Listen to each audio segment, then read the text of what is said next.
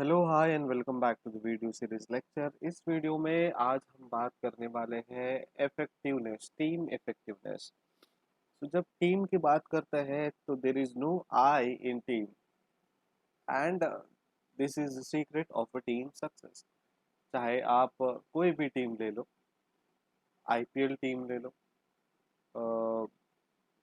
Cricket team ले लो, कोई भी फुटबॉल टीम ले लो, कोई भी टीम हो, टीम किसी एक से नहीं चलती, किसी एक के वजह से नहीं चलती। तो टीम जो है is a collection of work और सब सारे जो प्लेयर्स हैं उनके वजह से चलती है। तो let's see what is team effectiveness. So when we call a team, there is no one in team. 12 men make it happen. जो भी गेम हो उसमें 11 या 12 जितने भी लोग रहते हैं, they make it happen. So defining a team, so team generally consists of two or more people who are interdependent, एक, exist for a purpose or task, दो, are mutually accountable to achieve that purpose or task, and finally perceive themselves a social entity. So when you call a team, एक दूसरे से dependent है, that is interdependent, किसी purpose के लिए वो आता है। अगर हम लोग क्रिकेट देखें तो इंडियन टीम जब देखते हैं तो एक दूसरे पे डिपेंडेंट है। अगर विराट कोहली नहीं खेलते हैं तो धोनी को खेलना पड़ता है, अगर बैट्समैन नहीं खेलता है तो बॉलर्स को अपना काम करना पड़ता है, और वो सारे लोग एक ही पर्पस के लिए इकट्ठा होते हैं। क्या रहता है purpose? To win the match. Batsman के लिए टू स्कोर वेल, बॉलर्स के लिए टू बोल वेल, राइट। तो म्यूचुअली अकाउंटेबल है।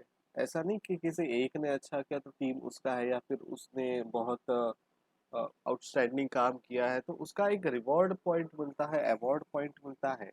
But still it is like India won the match और any team won the match, Chennai Super King won the match. ठीक है, ये ऐसा हम लोग बोलते हैं। ऐसा नहीं बोलते कि महेंद्र सिंह धोनी ने आज मैच जीती ना। महेंद्र सिंह धोनी एंड टीम, या फिर महेंद्र सिंह धोनी की टीम, ऐसे हम लोग बोल सकते हैं। बट म्यूचुअली अकाउंटेबल है सभी लोग एक दूसरे के साथ, एंड फाइनली परसीव करते हैं उनको, और एक सोशल एंटिटी करके वो आगे बढ़ते हैं जब हम टीम की बात करते हैं। लेकिन ग्रुप वर्सेस टीम्स कैसे? तो group teams and organization effectiveness में भी कहा गया है कि there is no I in team. चाहे वो ग्रुप हो, एक टीम हो, या एक ऑर्गेनाइजेशन,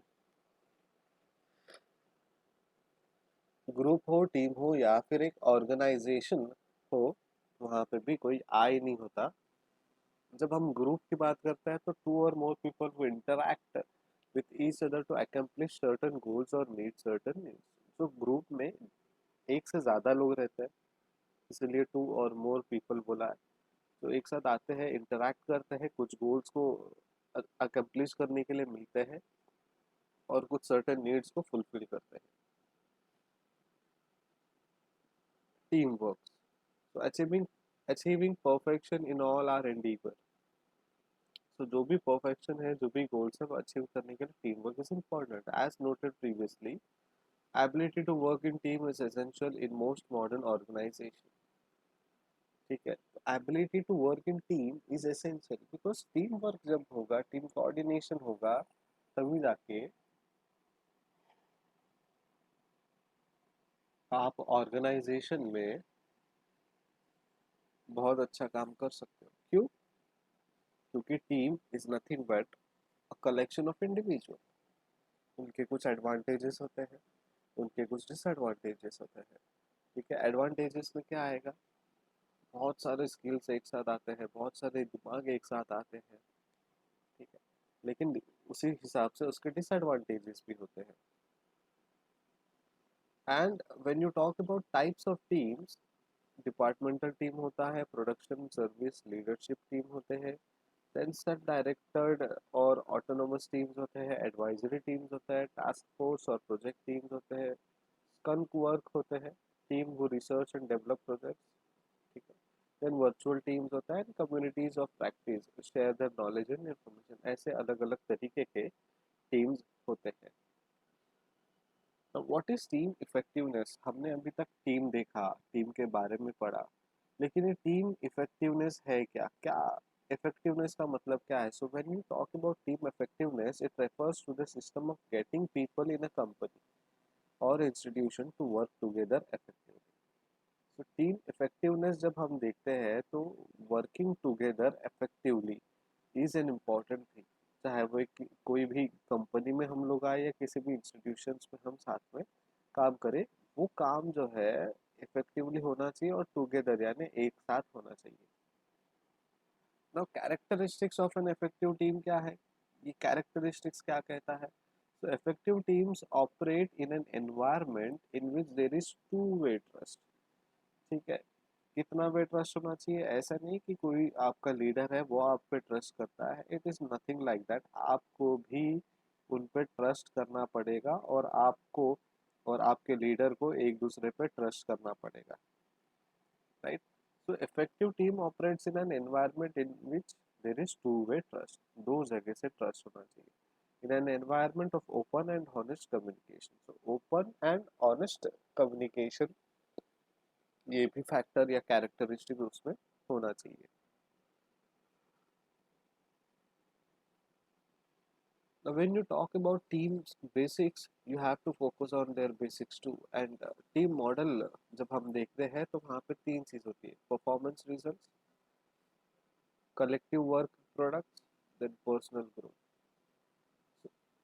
परफॉर्मेंस रिजल्ट्स और पर्सनल ग्रोथ देखते हैं तो ये अकाउंटेबिलिटी है कि आप किस तरीके से काम कर रहे हैं।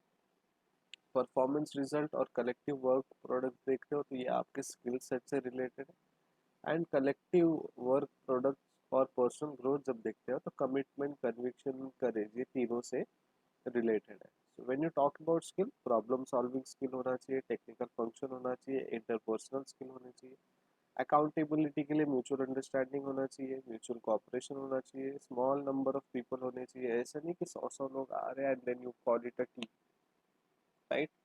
देन इंडिविजुअलिज्म भी होना चाहिए। देन यहाँ पे जब हम देखते हैं कमिटमेंट, कन्विक्शन, करेज के साइड में, तो स्पेसिफिक गोल होने चाहिए, रियलिस्टिक गोल होने चाहिए, कॉमन अप्रोच होना चाहिए और मीनिंगफुल पर्पस होना चाहिए उन सारे चीज़ों के लिए। So team work represents value. कौन से value? That encourages listening and responding constructively to the views expressed by others. Encourage करता है, ठीक है, और सुनते हैं, सुनने के लिए इनकरेज करता है, रिस्पॉन्ड करते हैं कंस्ट्रक्टिवली और अपने जो भी व्यूज है वो एक्सप्रेस कर सकते हैं। इसको टीम वर्क बोलते हैं। टीम वर्क किसको बोलते हैं? Give others the benefit of doubt. दूसरों का एक बेनिफिट ऑफ डाउट दो और आपके जो भी क्वेश्चंस है, आपके जो भी आइडियाज है, वो आप बहुत अच्छे से सॉल्व कर पा के लो। Then provide support. जो भी सपोर्ट सामने वाले को लगेगा, may be technical, social, intellectual, वो सपोर्ट ग्रुप में देना जरूरी है। recognizes the interest and achievement of others।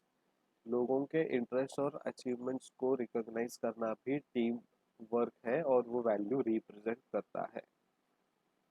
Characteristics of a losing team. अगर कोई टीम लूज हो रही है तो उनकी क्या कैरेक्टरिस्टिक है? अगर क्रिकेट में जब इंडिया हार जाती है तो क्या कैरेक्टरिस्टिक होता है इंडिया का? एक तो डोमिनेटेड बाय वन इंडिविजुअल। हम जब देखते हैं कि हम टीम के साथ नहीं काम करते, एक दूसरे के साथ जब डोमिनेशन में काम करते हैं, तभी शायद जाके हम हारते हैं match. Compromise between two competing business strategies. जो भी स्ट्रेटजीज हो, आप whether it's a sports team और अ सोशल टीम और अ नॉन गवर्नमेंट एनजीओ का टीम हो, तो कॉम्प्रोमाइज नहीं करना चाहिए आपको अपने बिजनेस स्ट्रेटजीज या वर्क स्ट्रेटजीज में।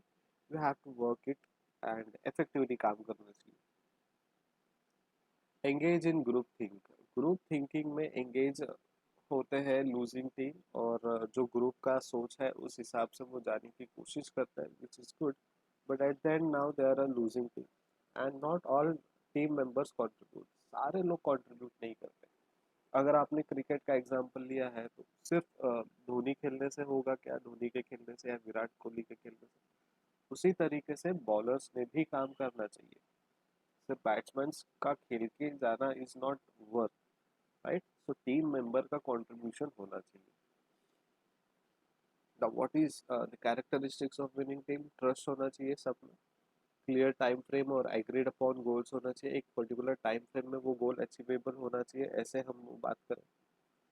Gate facts and do analysis before making decision, जो भी डिसीजन आप लेते हो फैक्ट्स पे बात करो और एनालाइज करो कि जो भी आप डिसीजन ले रहे हो तो एक पर्टिकुलर रीजन और प्रूफ के साथ आप डिसीजन ले रहे हो। रिस्पॉन्सिबिलिटीज को डिवाइड करो, ठीक है, सारे टीम मेंबर्स का कंट्रीब्यूशन देखो कितना है, और उनका जो चैलेंज है वो डेविल्स एडवोकेट तो खेल रहा है कि नहीं खेल रहा है वो भी देखना चाहिए आपको। So this is all about your lectures today. Thank you so much for watching. Keep studying and keep making notes. Bye bye.